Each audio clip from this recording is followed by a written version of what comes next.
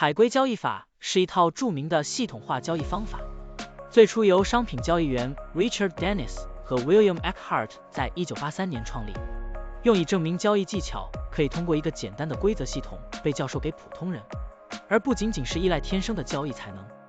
海龟交易系统并不限定于特定的商品或市场，它可以应用于股票、加密货币、期货和外汇等各种市场。现在，我们就设定一些参数，让 Stocktunning AI 帮我们生成程序，对 Riot 进行回测计算。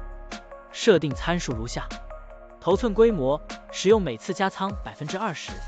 入市信号，当市场价格高于过去20日的最高价时，视为买入信号；反之，低于20天最低价时为卖出信号。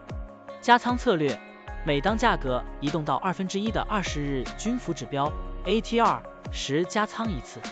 运行时间从2023年1月1日到2024年5月10日。交易手续费设定为 0.10%。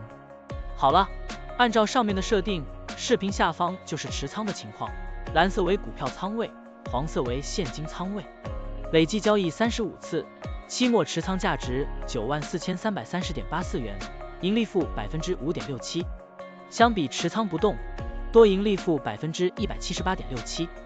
如果你希望使用更长期的信号，可以把参数修改为跟踪55天最高价突破时建仓，其他参数也按照55天周期来设置，这样就可以得到新的回测结果。累计交易22次，期末持仓价值 10,2802.49 元，盈利 2.80%。相比持仓不动，多盈利负 170.19%。股票的波动特性不一样，盈利效果就不同，参数设定不同，盈利效果也会不同。怎样找到最优的组合呢？请评论区留言，让 Stocktunning AI 来帮助你。股票调优 AI， 利用 AI 技术赋能您的股票选择与操作。本站内容不构成对任何人的投资建议，您应当基于自己的独立判断做出决策。扫描二维码获取文字稿，欢迎点赞、评论、转发。